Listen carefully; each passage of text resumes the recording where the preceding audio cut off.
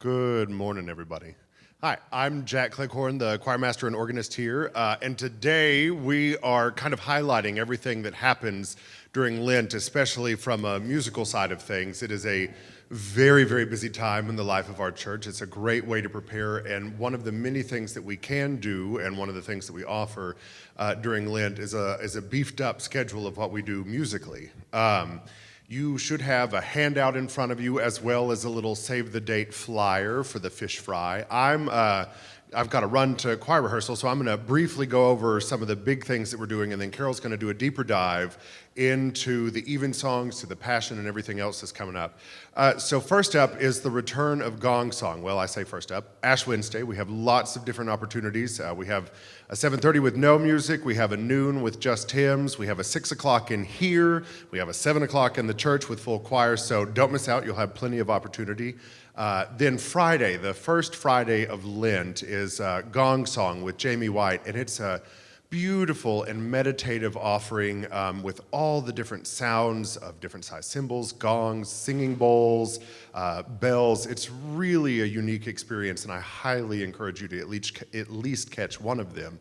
The first one is that first Friday, February 15th. The next one that we have up is the start of the Evensong series. So every Sunday during Lent, the choir or some form of the choir will offer a sung evensong, and I think evensong is one of the most visible expressions of our identity as Episcopalians, and it's a beautiful way to end the evening. It is full of fantastic music. The first one that we have is with the full adult choir singing music by Herbert Howells, the St. Paul's Service, which is one of his most expansive works, and it's just absolutely magnificent. The second week, the second Sunday of Lent, we have the St. Paul's Schola singing with our professional singers. It's a group of about 12 singers, and they will do this really awesome anthem called Daemon Irrepit Calidus by Gregory Orban and a Charles Wood setting of the canticles. Followed by that, there's a simple evensong, so if you're not into the full choir,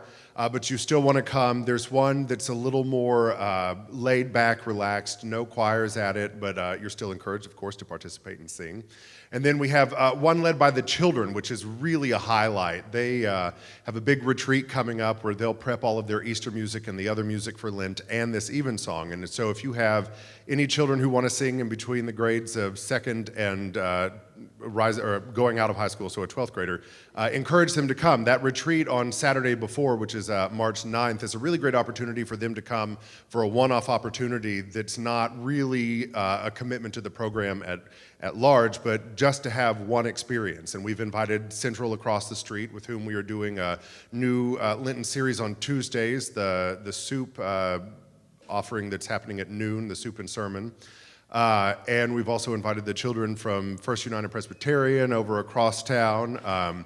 So that's something that you don't want to miss. That's also going to include an extended prelude offered by the American Guild of Organists. Then we have another simple evensong, and then finally on Palm Sunday we have a large setting. This work that we found in our library was, you couldn't read it. So we had a friend of ours put it in a new format, and it's a setting by Horatio Parker. And we're really looking forward to that. We wanted to do it last year, but I couldn't read the music. The choir couldn't read the music. And we're like, well, what are we going to do? So we had a new edition made. So it's the first time that it will be heard in a very long time. Also, the other Gong Song that happens, which will be an extended one, is happening on Sunday, March 17th, and that will happen about a half an hour prior to the service, and that will have an even bigger spread of bells and gongs and singing bowls, and it's really cool. It reminds me of what they do. St. Mark's Seattle has a great Compline service, and it's super ethereal and atmospheric and meditative, and you walk in and people are like laying on the ground, and it's a beautiful expression of faith and of how sound and music can communicate what we can't with words.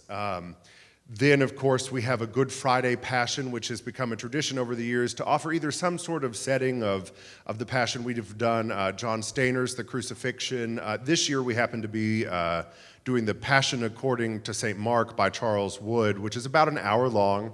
And it's a beautiful, beautiful wrapping of the text and music all together that will be offered on Good Friday.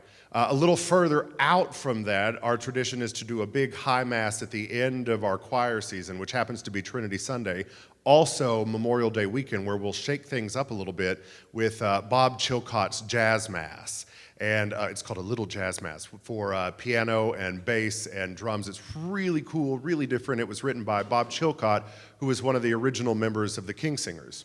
But the one thing that we really do want to make sure that you mark your calendars about is the Fish Friday on March 8th. It's the second annual now, I guess. It worked and it's wonderful, so there's going to be bingo and lots of fantastic prizes. We have like a flight around Northwest Arkansas. We have a bottle of Veuve Clicquot. There's, it ranges.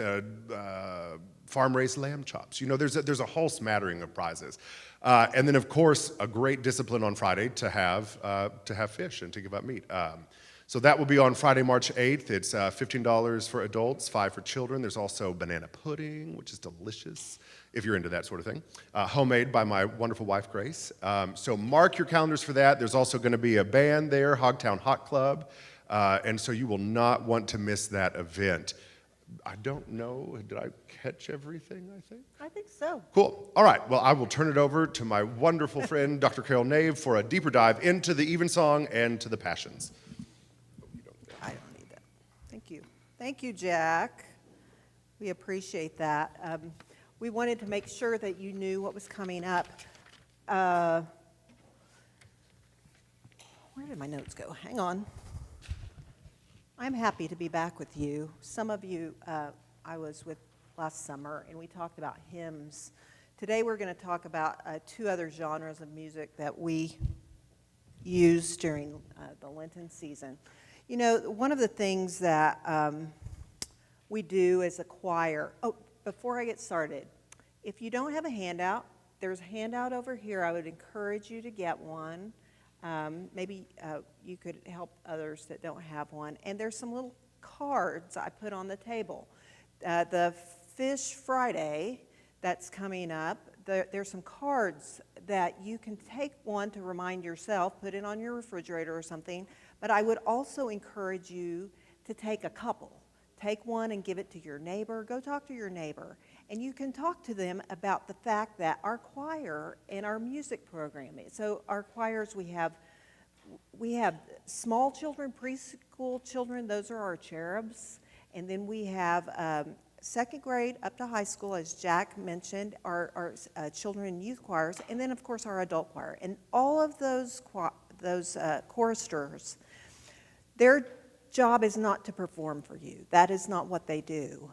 But what they do is lead you into a deeper expression of what we do from week to week. So as Jack and Evan choose the music that you will sing, as I choose some of the voluntaries that I play on the organ, as we work those things out and we choose the Evensong services that we do for you, our mission is to help you deepen your faith.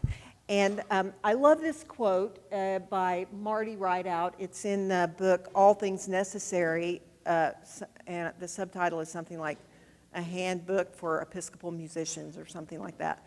But she says, music communicates feelings not easily expressed in words. Words speak to the mind. Music speaks to the heart and spirit. I think that a lot of the activities we do here at St. Paul's, they kind of revolve around our minds, correct? Like, so we do Bible study and we interpret scripture. We interpret things we know. We go to something like Becoming Beloved Community, and we learn information about things we may not know much about. But there are not too many activities that we do that are directly related to touching into the emotional centers of who we are. And so being able to take all the information that we have, because we're smart people, we know a lot, right? We love to read, we love new information, but taking that information and being able to live that out through our emotional lives. That is what our music program mostly is about.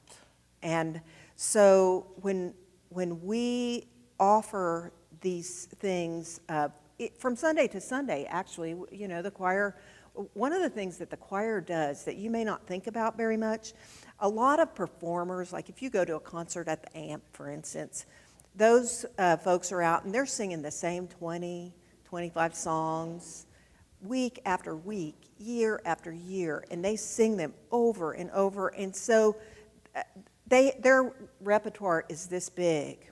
Well, our choristers, our children too, this is a huge demand on our children they must sing a new anthem for you every week. Not only an anthem, but they're singing service music, they're singing hymns. So they're learning all of this music, and so their skills have to be very good. And so that is part of what our practice, our discipline of our practice revolves around, is being able to lead you. And we do tell them, this is not about performing. This is about leading all of those who come on a given Sunday in worship. So with that in mind, I would like to highlight what Jack said, but kind of in a sort of deeper way. He gave you kind of an overview of what we're doing. So just to summarize that, we do Evensong every Sunday during the season of Lent. So Evensong, we'll talk about what exactly makes up Evensong in a minute. Many of you know, many of you have been to many, many Evensongs, but you may not have thought exactly about what the components are. So we'll talk about that in a minute. And then we also do the Passion setting on Good Friday. And we can talk about what a Passion is. I mean, I think everybody kind of knows what it is, but we'll look at it a little bit deeper. I would invite you right now to think about, as you prepare for the Lenten season, I don't know what your preparation looks like, but I kind of start to think about, how do I want this season of Lent to impact me? How do I want it to transform me? What do I want to participate in that can help me go deeper into my spiritual journey? I would invite you to come along with us, come along with the choir, and participate in some of our offerings. You may not be able to participate in all of them. We'd love to have you at every single one. We'd love you to bring your neighbors to every single one. But just choose the ones that you want. And I'll talk, Jack gave you a quick overview. I'll talk about kind of how they're laid out. And I put it for you in the handout. But I would invite you to do that. Make a choice and think about how the music can heighten, enrich you in this time, this season of Lent. I also want to say one word about the fundraiser. So why are we doing it? This is like a big advertisement for our fundraiser that's coming up, and it kind of is. We want you all to know about it. We want you to come.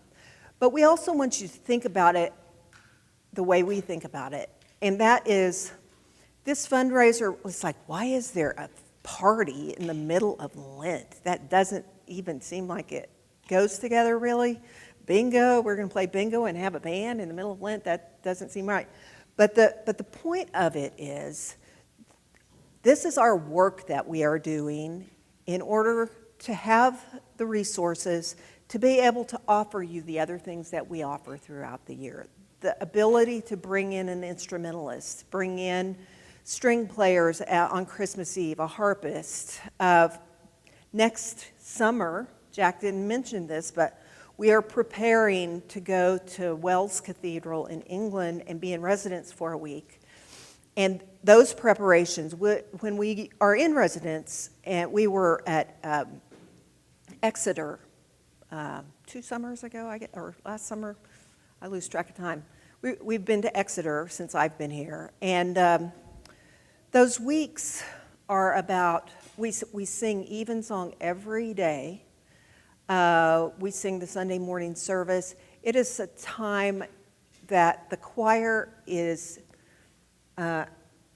to put on their game face. You know, it is the Super Bowl of singing, and it's a lot of work. It is a lot of work to do it. But it is also one of the most life-giving, transforming things the choir can do. But it takes money to get our singers there, and we do our very best to help support. We do have in our choir, you may or may not know this, but we do have some singers that we are like scholarship singers, that we are paid and to support our choir. They might be university students or other professionals in the community that they don't get paid very much, but they're there and they help us and they support all the volunteers that come and sing from week to week. So it takes resources to help give them the experience of something like Wells Cathedral. So when we talk about the Fish Friday and we talk about the fundraiser, it truly is part of our Lenten discipline, because it is us thinking forward about how we can impact our choir members that show up every week, and they do such an amazing job. So as you look at those little cards I put out, take it, let it be a reminder to you to come and be present and participate yourself, but take extras and give them to your friends, give them to your family members, give them to your neighbors, and help us spread the word, and help us, somebody can come and eat a nice plate of fish and play a couple of games of bingo, win a prize, and that actually really helps us. It really does help us. And then there are a few people who give over and above that we are so grateful for and appreciate. So that was a little quasi-advertisement. Hopefully you understand how that impacts the choir and how your participation matters. Let's talk about evensong for a minute.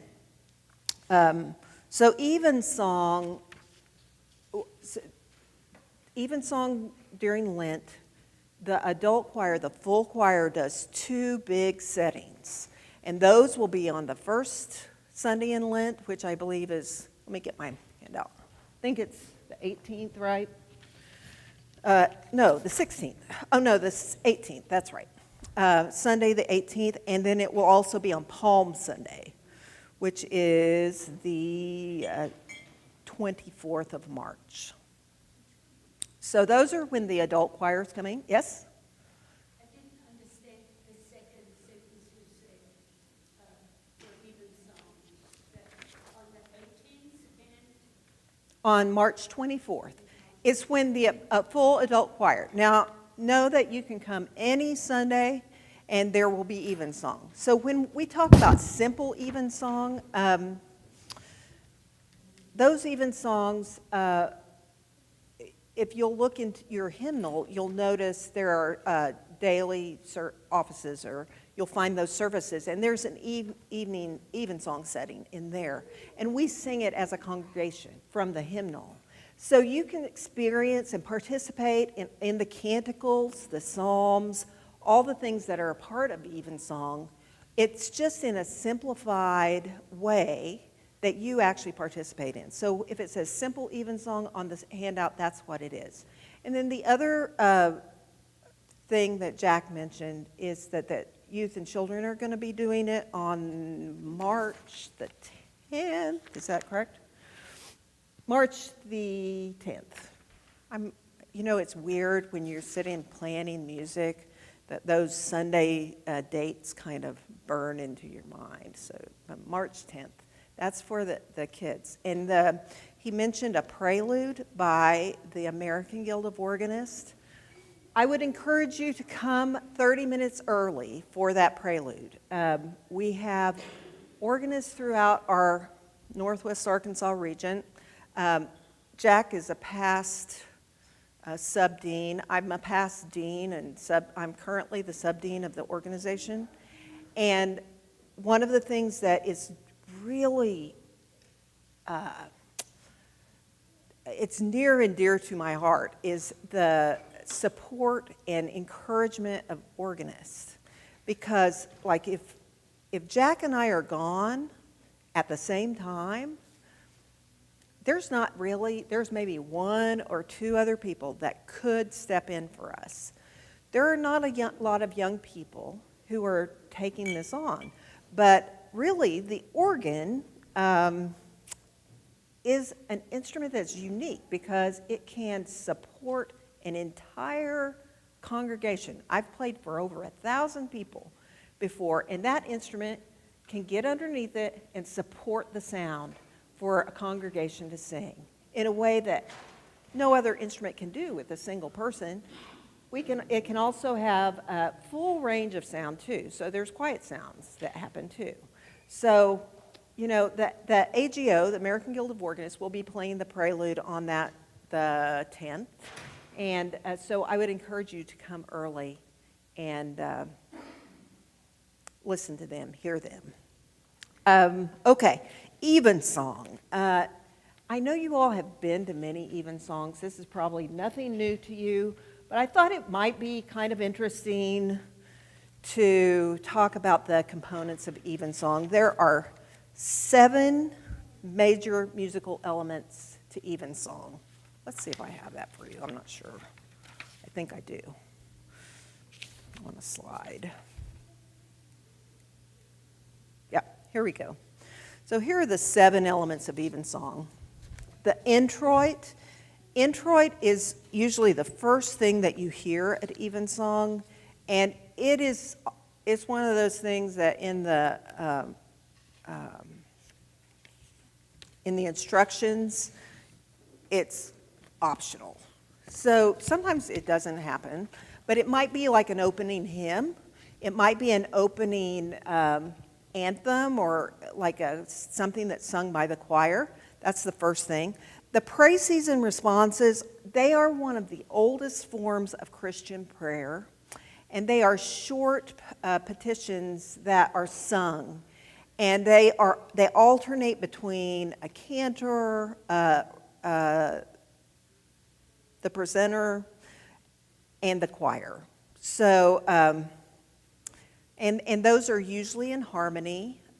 So you'll notice that Evan will chant a phrase, and then the choir will respond in harmony. Those are the praises and responses. And there are many versions of praises and responses that are composed. And so we have a couple of different settings that we use here at St. Paul's, and that's something that we're always expanding.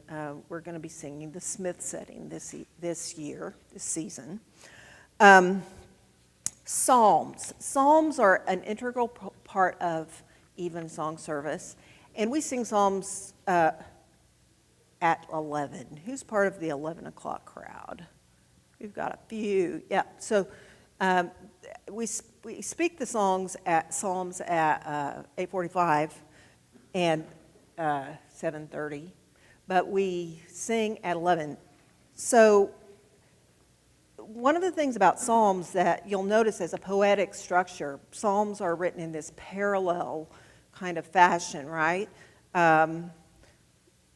There'll be 2 lines, and usually one of the lines lays out a problem or something, and then the second line sort of answers that, right? So there's a parallel structure to the Psalms in terms of their poetic construction. And so when we chant the Psalms, that parallel structure is observed. So you'll notice that there are 2 lines of music that are repeated over and over, and that is what we sing. The specifics of how they're composed are each of those 2 lines is made up of 3 chords and with passing tones. So that may not mean anything to you, and that's okay, but there's a specific recipe, if you will, for how to write psalm settings. And so the choir, it's interesting to me because when I first came here, the choir, it was awkward. The choir was just sort of like we did it, but it was always sort of a struggle. Well, then we went to Exeter. We had to sing psalms. Like the psalms at Exeter were appointed for us. And there were many psalms, many. And we had to do lots of psalm singing. The choir got great at it. Now we pop into on a Sunday morning, the choir's over there practicing them right now. They can sing them just at sight. I think it's brilliant, and it's one of my personal favorite parts of the service. It's a very important part of Evensong, and when we go to the cathedrals, like I said, it will be more than one psalm. Here we tend to just sing a psalm, yes. Trent. I've noticed a change in the melody or in the structure of the melody that accompanies the song. Mhm. And I wondered if you could say something about that. You know what I'm talking about? How it's gone from a more simple, like, line of music accompanying the song to a little more complex. I think there are many choices. Jack has many choices of the setting that he uses and that he selects for the psalm. And he has to do what he calls point the psalm. So if you're looking at your service leaflet and you see the little marks, you'll see the vertical marks and you'll see the little accents, or you'll see a little, looks like an umlaut if you're in German. All of those symbols have a meaning, and Jack actually puts those in. He has to point the psalms.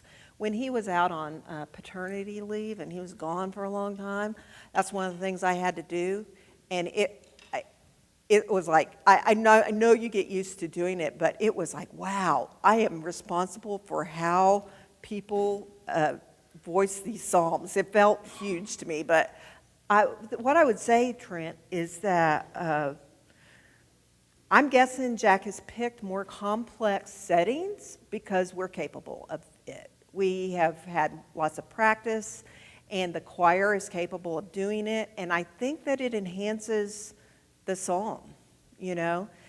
Organist, I'm not great at it.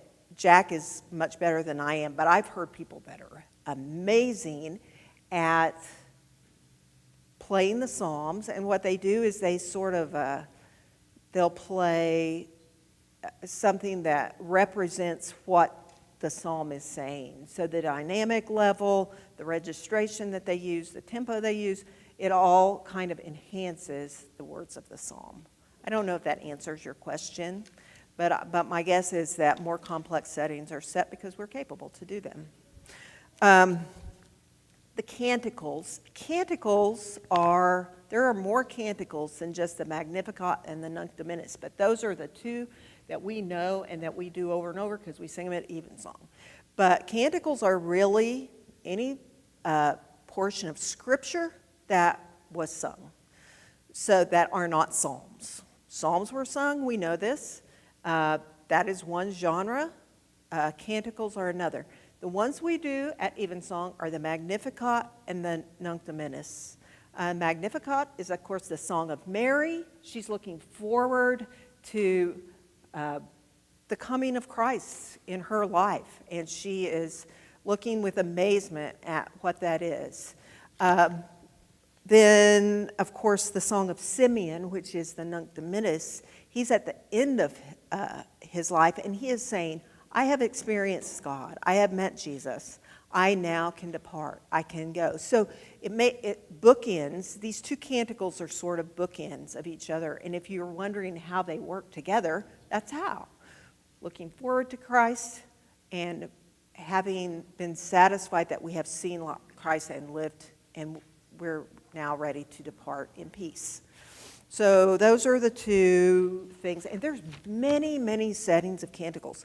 We are doing, this setting that we're doing the very first Sunday in Lent is Herbert Howell's, the St. Paul's service.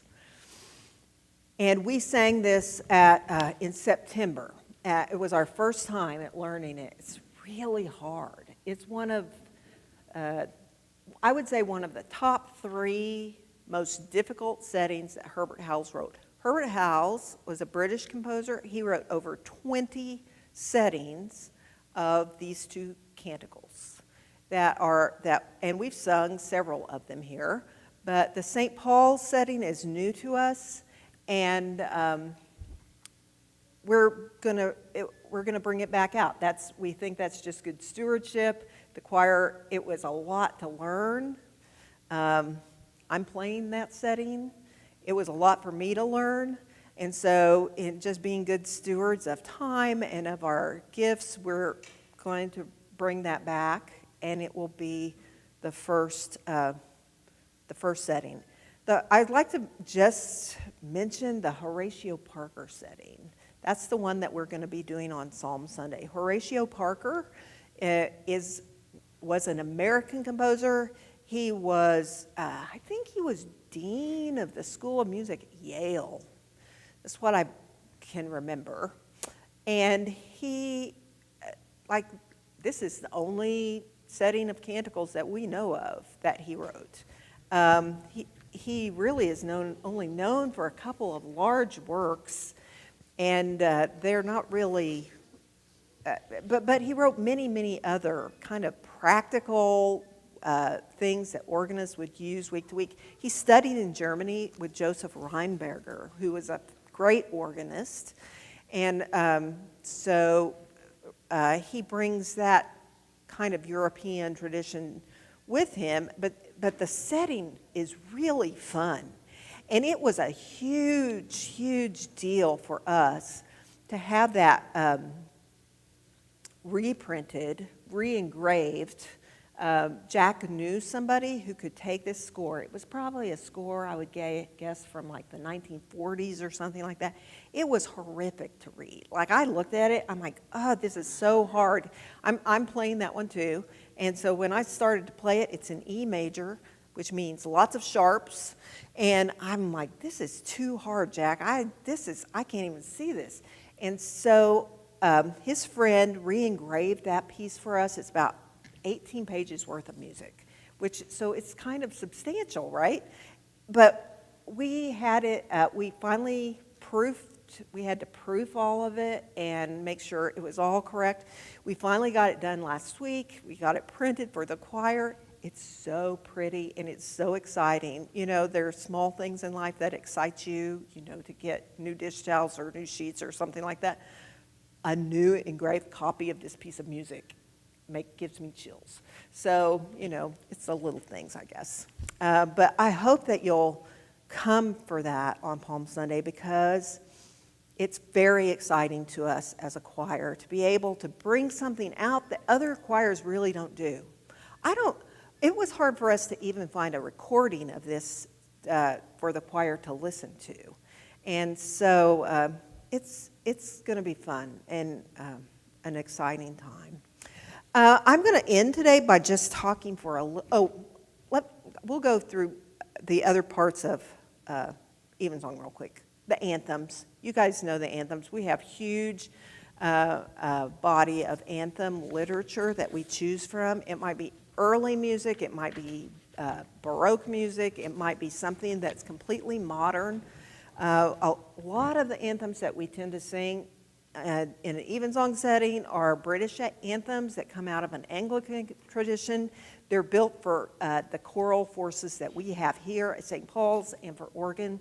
And so, and we select those anthems based on the readings for the day, and that anthem will support whatever the season is. So if we're in the Lenten season, Jack will choose the anthem that is appropriate. The Howells, the very first service, the anthem that we are singing is Like as a Heart, from Like as a Heart desireth the water brooks. So my soul longeth after thee. I'm sorry, Dan, I think I just hit the microphone.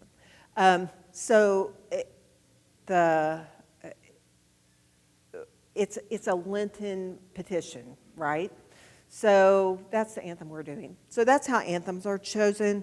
We also sing a hymn. That's the place where you all come in and participate.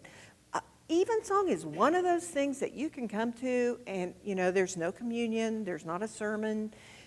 there's not really a lot for you to do. So how I would approach it if I was coming as somebody who wasn't like leading, I would think of it as an opportunity for reflection, an opportunity for meditation, at the end of the day, to reflect on the day, the week, whatever. That is a way to think about evensong. But the hymn is a place where you do join in, and there's usually a hymn at the end, and then there's an organ voluntary. I will tell you that the organ voluntaries are mostly not chosen just kind of whatever we can play. They're really chosen deliberately, and they're chosen in order to sort of summarize everything that has gone before. So this morning, my closing voluntary is "Let the people respond, Amen," which I thought was a nice choice for this Sunday that is near the end of our Epiphany season, right before beginning Lent. We can put the stamp of Amen on this season and move to the next. So there's evensong for you. Let's talk about the Passion really quick. The Passion setting, as you know, is a setting done on Good Friday, typically, and it is usually composed in the style of an oratorio, which an oratorio, this is simplified. This is simplified musicological language, but an oratorio is sort of like an opera without the costumes and without the sets and the props, right? So you've got arias and recitatives. Recitatives will move the story along, and then you have chorus, where the chorus is going to kind of just put a stamp on whatever it is that we're talking about and summarize what has just gone before. Well, so oratorio is like that. Passion it hasn't always been like this, but I would say definitely, well, even before the time of Bach, like in the time of Heinrich Schütz, and those composers, it had taken the form of oratorio. And the language at that time, which is early Baroque, had gone from being strictly biblical text to biblical text plus also sort of a narrative, sort of somebody kind of writing the story, but not strictly biblical language, okay? The origin of Passion is they called them miracle plays or morality plays. It's basically where they would teach scripture through this recitation of the scripture and use of plain chant. People didn't read. In order to learn the stories, they used things like stained glass, right?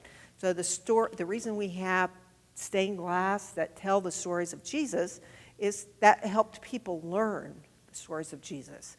Well, these miracle plays were that. And as early as the 4th century, we have record that they would chant the whole idea of the crucifixion, the suffering of Christ, the crucifixion, and in plain chant form. So, and that was a teaching tool, right? And then over time, these plain chant versions were more developed. We added choirs to it. We added polyphony. We added everything. Then we had Bach come along, right? He wrote 4 settings of the Passion. St. Matthew Passion, you probably may have heard and may have listened to. It may be something that you do on a regular basis every year. That is something I do once a year. And those settings do combine biblical and just a narrative of the story. right? So that's kind of a model. We're doing the Charles Wood setting. He wrote this Passion in 8 days. He was commissioned to do so. And so he wrote it in 8 days. And it uses something that I think is a really clever, interesting device, and that is the use of congregation. So y'all. There are points throughout this setting. We'll sing the hymn, I hope I get this right, Sing My Tongue the Glorious Battle. It's something in our hymnal, but it is written and it punctuates this particular setting of the Passion throughout. So there's a place for you all to participate on this Good Friday, and I'm very excited about it. There are prayers throughout. It's a little different rendering of the Passion than what we typically have. So I think that's about what I have to say this morning about our musical offerings during the season. And I probably need to get over there. I'm conducting this morning, so I need to flap my arms one time through it. Yes. This Friday. Yes. Do we need to buy tickets ahead or just how does that work? I think that you pay at the door. The date's there, but I didn't know. I don't think you need to pay in advance. Listen to your announcements, and if that is not correct, they'll let you know. But I don't think so. I think you can come and pay that day. And even if you don't have tickets, I promise you, you can come and pay that day. Come. We want you to come. Does anybody, yes? We did to-go boxes last year, but I'm not sure about that. I would imagine that they are going to do to-go boxes. I think that what we are not going to do that we did last year is we did call-in orders. That got confusing. But if you want a box and take it to go, I'm sure that that can be arranged. Anybody else have a question? Thank you all so much for listening and for participating. And we really, really do hope that you'll come out and join us during the Lenten season. Thank you.